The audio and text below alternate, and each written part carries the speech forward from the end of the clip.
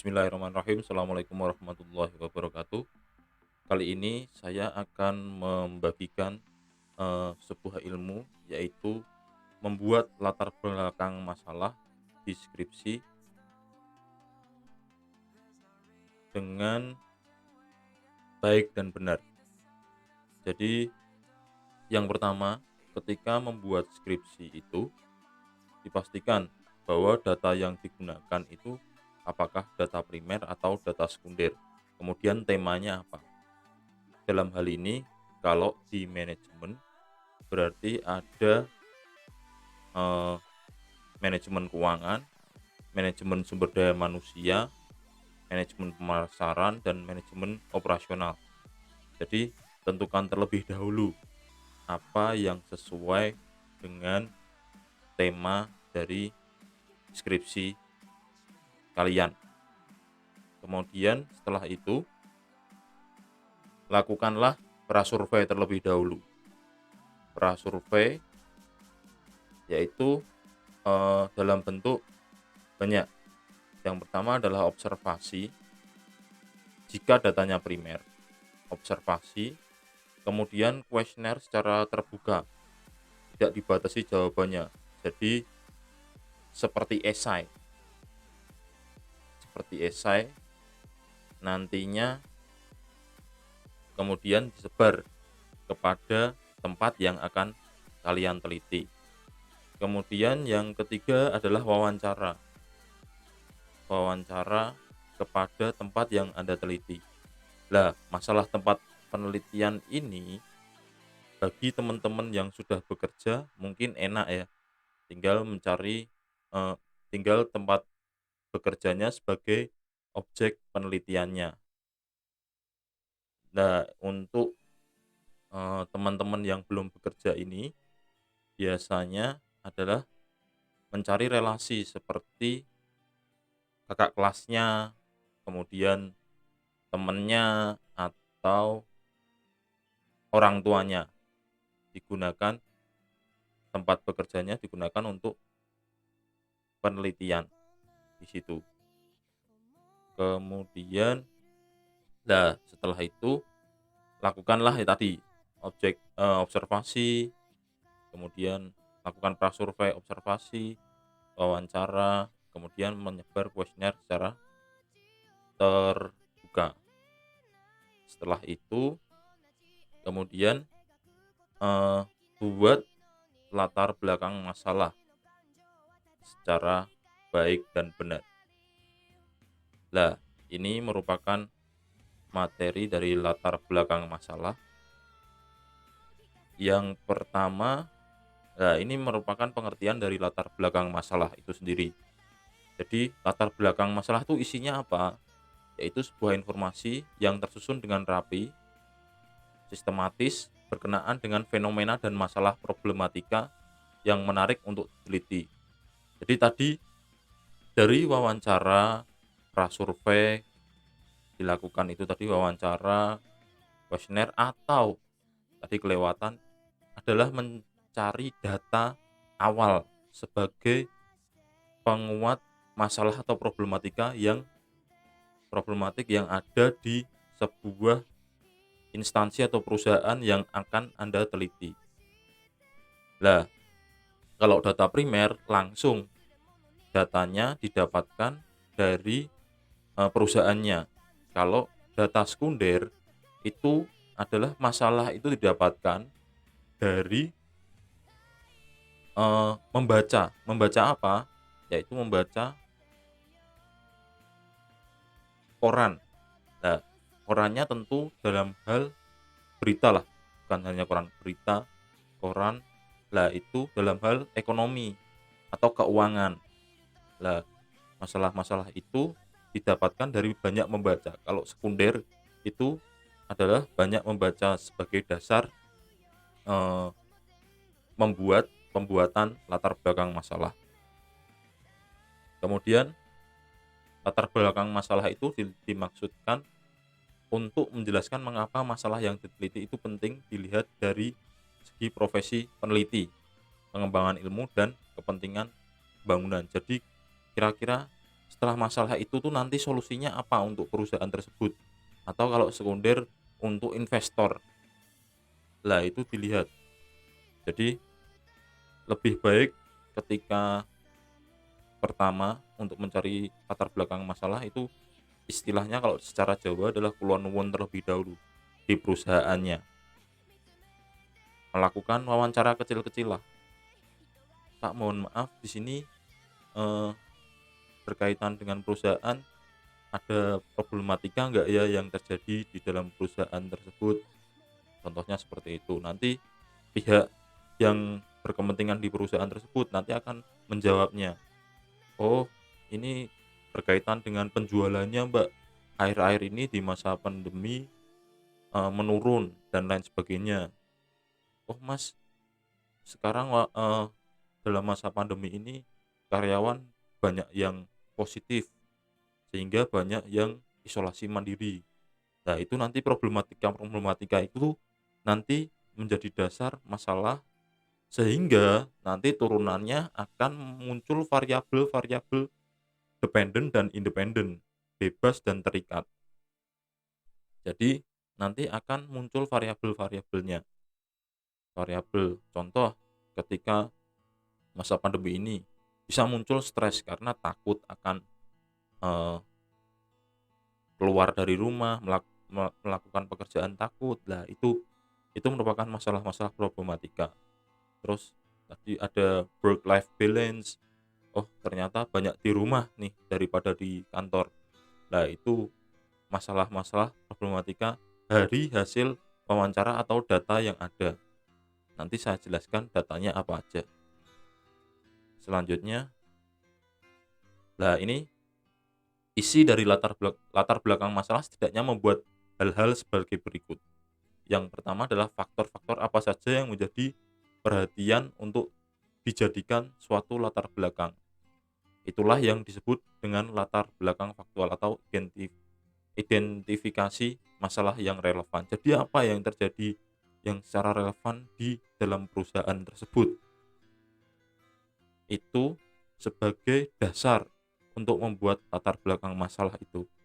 Jadi berdasarkan data yang ada, observasi, wawancara, observasi ada bukti fotonya, wawancara ada bukti rekamannya, atau kamu tulis ada bukti tertulisnya, foto, itu ada bukti yang membuktikan bahwa kamu telah melakukan wawancara.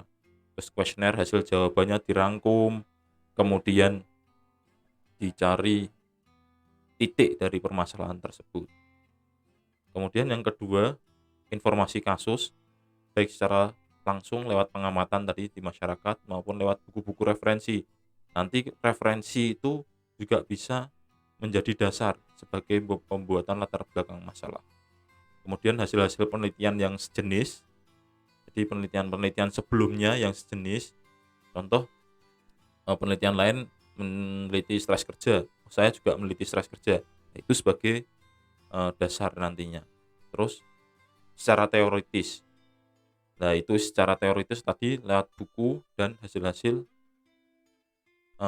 penelitian terdahulu. Lah terus kemudian peneliti menghubungkan kasus yang satu dengan yang lain. Nah itu tadi karena stres kerja akibat pandemi ini, karena work life balance nggak balance, kemudian menyebabkan kinerjanya menurun dilihat dari aktivitas apa.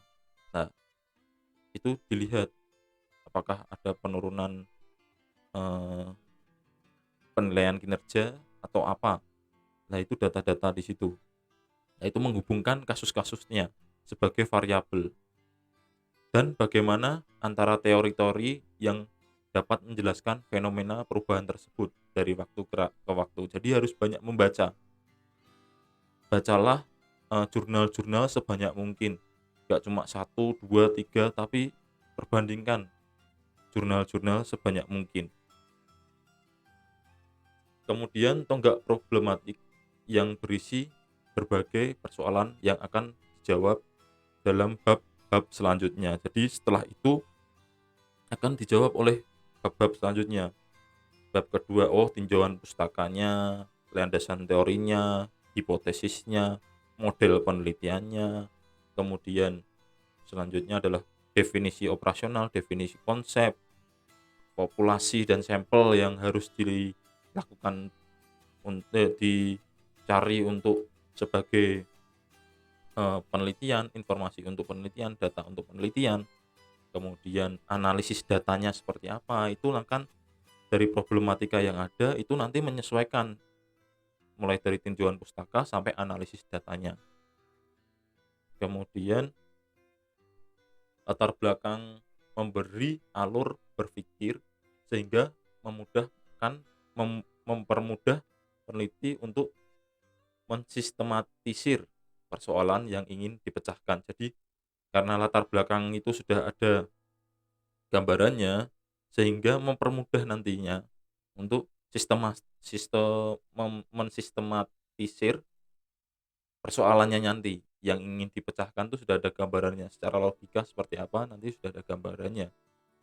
Kemudian setiap masalah yang akan dijawab sebaiknya diutarakan sebagai problematik yang akan dibahas dalam bab-bab selanjutnya. Jadi karena permasalahan di atas tadi, permasalahan yang dikumpulkan berdasarkan data dan lain sebagainya, itu nantinya akan menjadi dasar yang dibahas dalam bab-bab selanjutnya, terutama dalam hal tinjauan, hipotesis, dan definisi operasional, serta analisis datanya. Nah, itu harus berkaitan, minimal itu.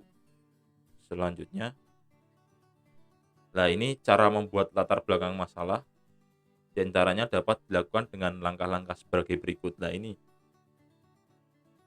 eee, mungkin, antara dosen satu dengan dosen yang lainnya akan berbeda, tapi untuk saya ini, dalam paragraf pertama, itu biasanya teman-teman saya suruh cari, eee, kondisi saat ini mengenai ilmu yang akan diteliti. Contoh kalau manajemen sumber daya manusia, berarti tantangan sumber daya manusia di era sekarang ini. Nah itu sebagai, eee, awal. Kemudian kalau pemasaran berarti tantangan pemasaran di era global, keuangan juga gitu. Di era sekarang tuh tantangan manajemen di awalnya dulu. Karena temanya itu kan ada 4 tadi ya yang saya contohkan, atau 5 sama perbankan deh. Nah itu kalau manajemen sumber daya manusia ya harus kondisi SDM sekarang tuh seperti apa sih, dijelaskan dulu di awal.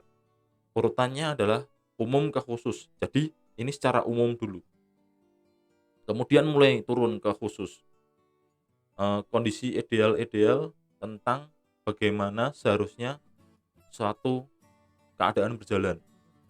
Bisa ditulis dalam bentuk visi dan misi yang ingin dicapai di tempat penelitiannya. Atau, berkaitan dengan awalnya adalah ceritakan dulu kondisi yang ada di, perusahaan tersebut. Atau kalau di keuangan berarti contoh perusahaan manufaktur. Jelaskan perusahaan manufaktur itu kondisinya seperti apa sekarang. Nah, yang ingin dicapai itu apa? Oh, kinerja perusahaan manufaktur harus baik. Tapi itu kan capaiannya, nanti keadaan aktualnya di bawahnya lagi. Kalau SDM berarti visi dan misi perusahaan itu apa? Nah, visi dan misi perusahaan jelaskan aja bahwa di situ saya mau meneliti di perusahaan A, perusahaan itu merupakan bergerak di bidang apa. Lah itu dijelaskan di situ sehingga, eee, ada kejelasan, oh ada gambaran bahwa perusahaan itu yang ingin kita teliti. Kemudian visi dan misinya apa?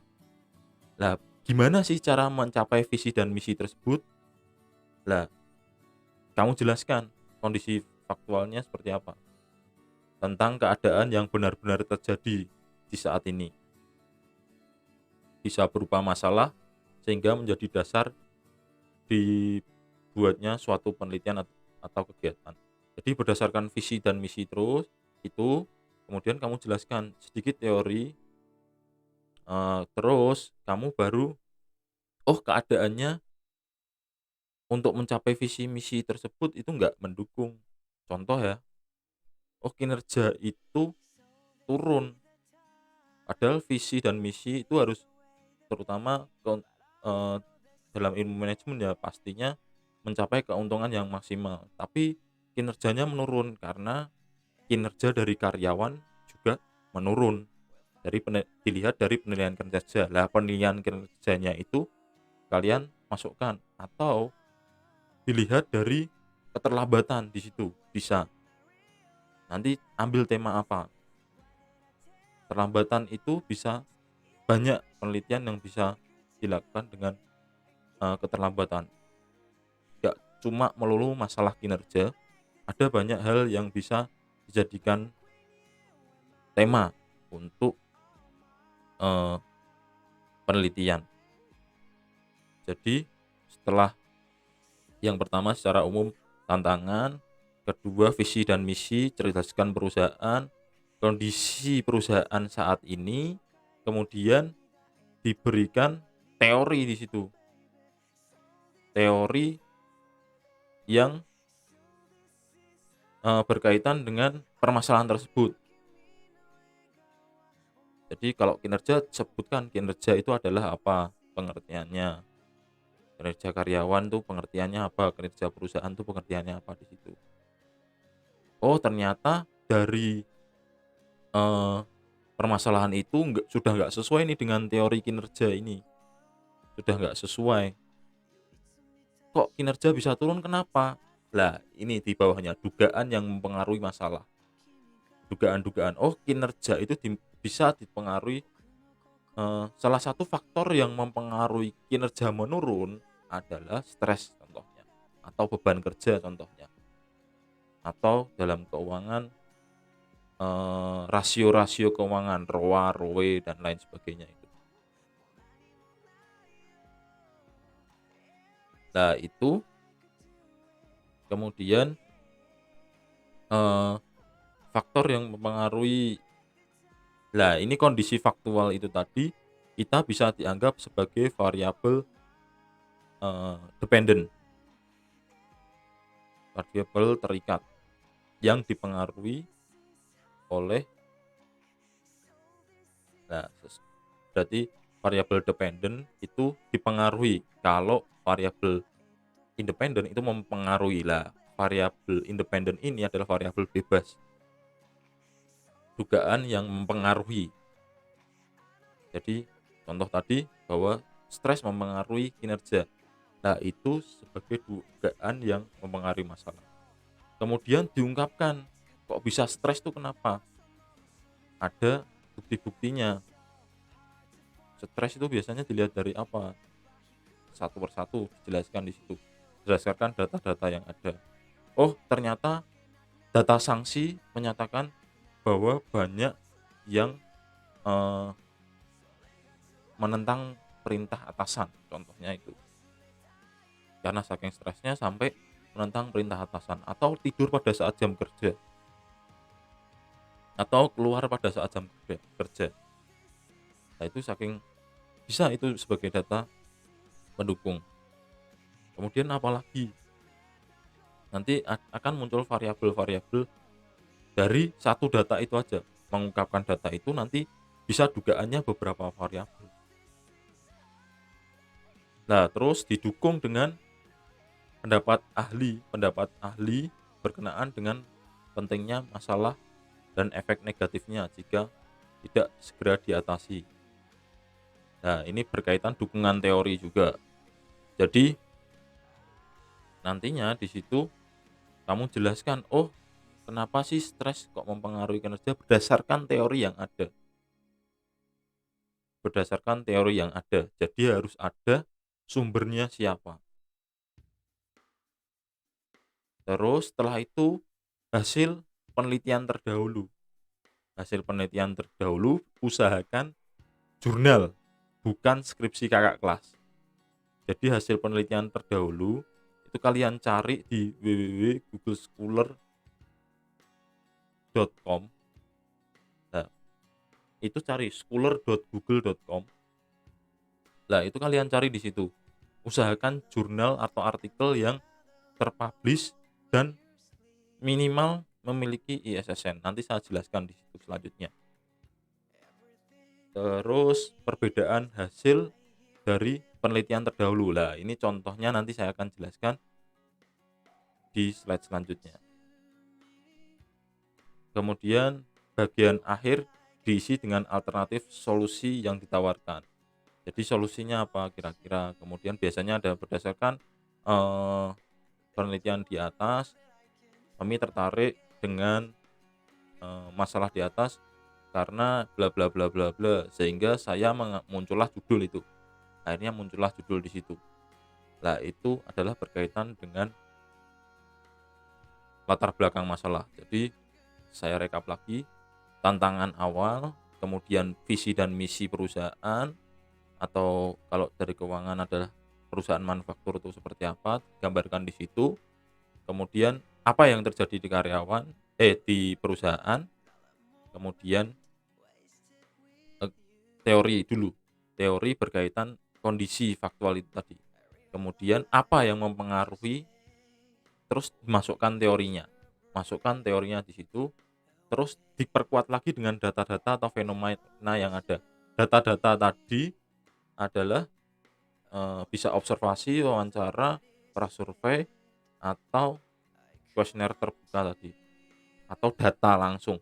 Biasanya di HRD atau keuangan itu memiliki data-data untuk sebagai dasar membuat penelitian. Tapi di situ kadang susah. Lebih aman adalah prasurvei menggunakan kuesioner, wawancara, atau observasi. Tapi observasi pun foto-foto harus ada etikanya di situ. Apakah boleh Pak saya memfoto di situ? Nah, itu harus ada etikanya di situ.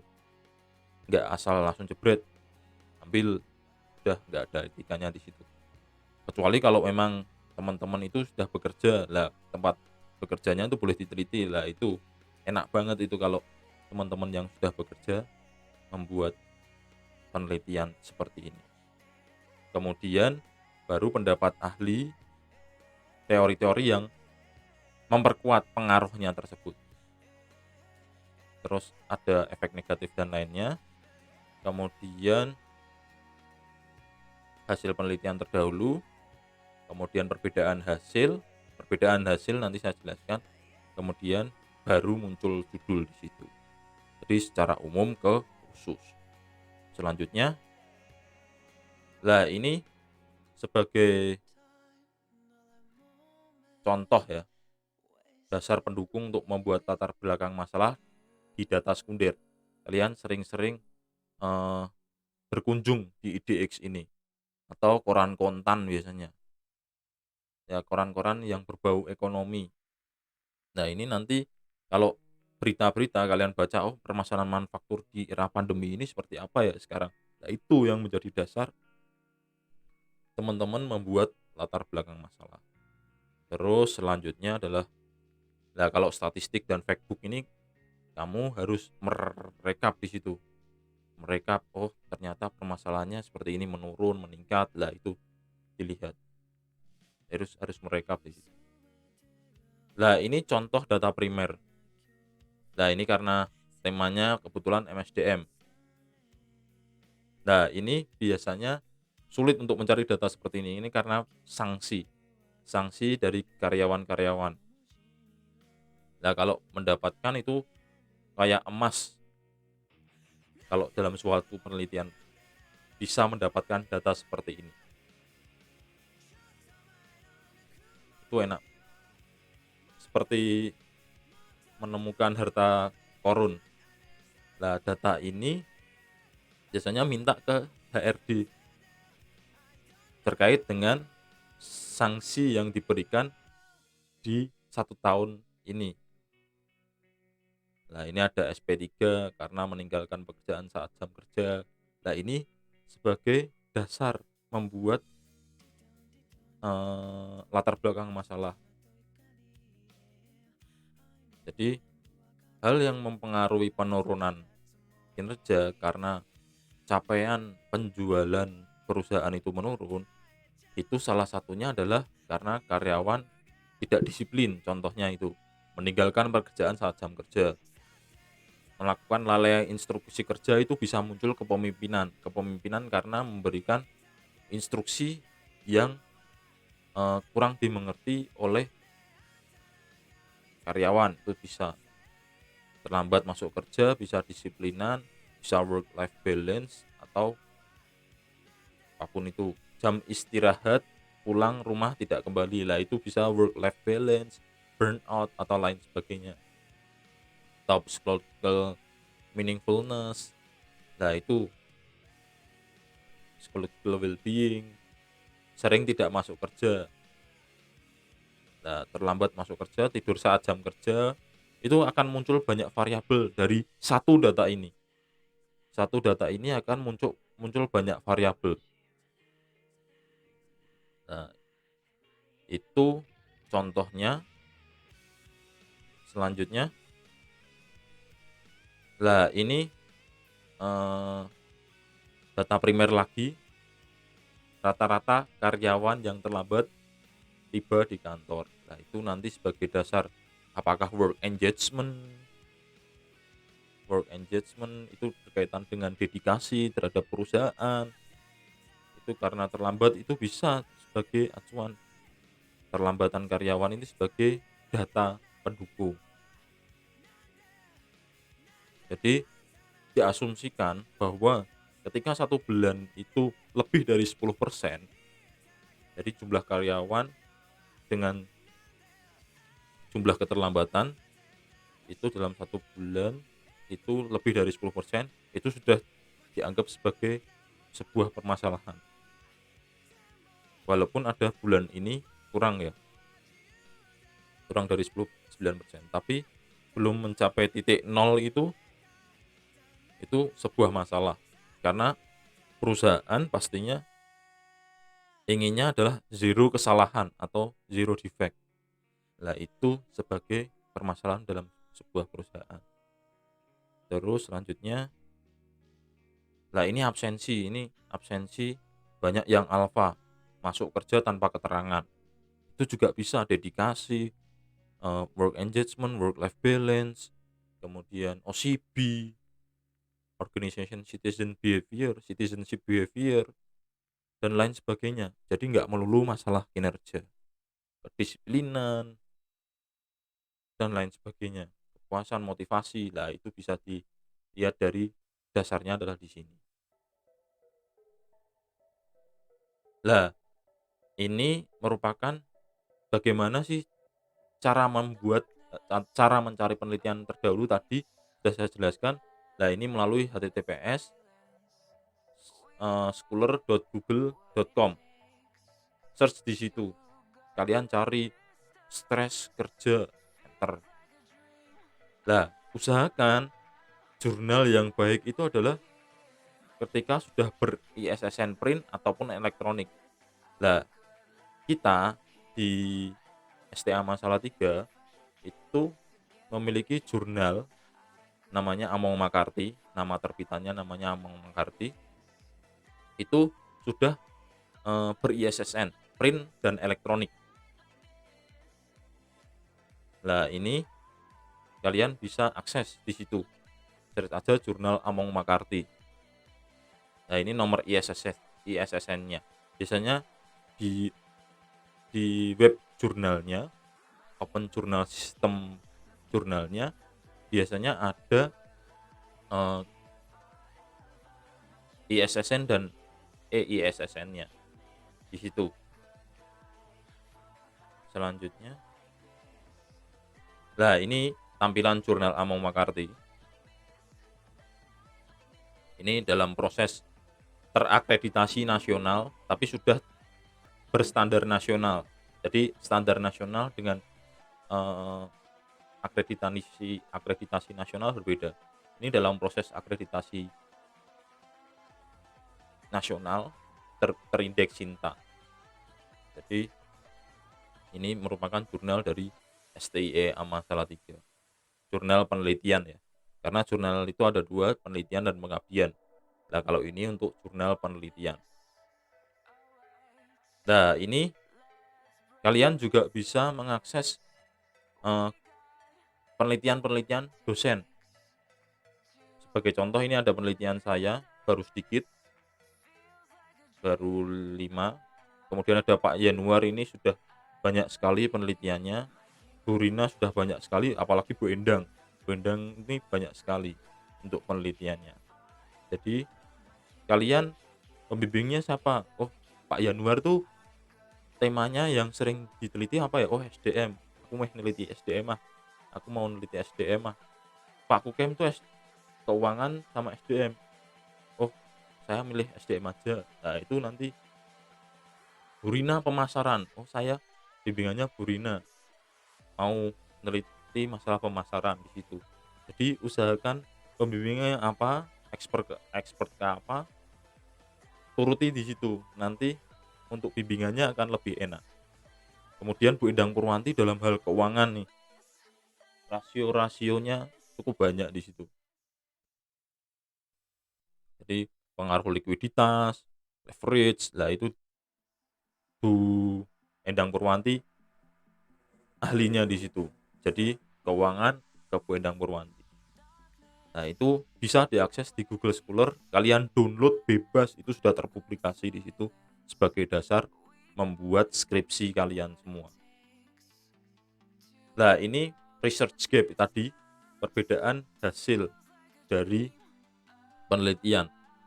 Nah, sebagai dasar penelitian dahulu, itu contohnya itu tadi, research gap ini adalah suatu keadaan yang menunjukkan terjadi inkonsistensi pada hasil penelitian. Jadi nggak konsisten nih penelitian satu dengan yang lainnya, hasilnya berbeda. Yang diformulasikan dengan seluruh data yang mendukung. Nah, itu berkaitan dengan hipotesis yang ada dan data-data yang mendukungnya. Nah, contohnya ini, contoh penelitian A tahun 2021 awal, stres kerja X, kita gambarkan stres kerja itu berpengaruh terhadap kinerja, contohnya seperti itu. Stres kerja berpengaruh terhadap kinerja. Tapi penelitian 2021 akhir, penelitian B, si B, itu hasilnya kok stres berpengaruh, tidak berpengaruh terhadap kinerja. Lah, itu merupakan research gap, inkonsistensi antar hasil penelitian. Atau contoh lain, ini penelitian dua arah, kan ada penelitian satu arah, dua arah. Kalau satu arah itu cuma meneliti berpengaruh saja, kalau dua arah itu ada positif dan negatifnya. Ini contoh lain adalah ketika penelitian A tahun 2020, itu X berpengaruh positif atau stres berpengaruh positif. Jadi berpengaruh positif itu apa? Ketika stres kerja tinggi, malah kinerja juga baik. Tapi stres kerja turun, malah kinerja turun. Itu.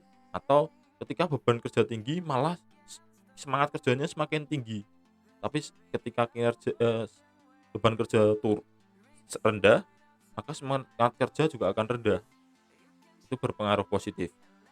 Nah, penelitian lainnya itu tahun 2021 contohnya, itu berpengaruh negatif. Oh, ketika stres tinggi, maka kinerja menurun. Atau ketika stres kerja itu rendah, maka kinerjanya malah baik. Nah, itu. Jadi positif negatif itu belum tentu naik itu positif, kemudian turun itu negatif.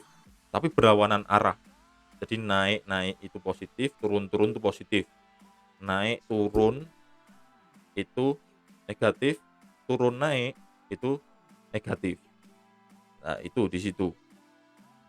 Berpengaruh positif dan negatif itu di situ. Itu untuk research gap. Nah, cukup untuk kali ini. Terima kasih telah melihat video ini, semoga bermanfaat. untuk teman-teman yang sedang, eee, menulis penelitiannya. Semoga bermanfaat. Sekian dari saya.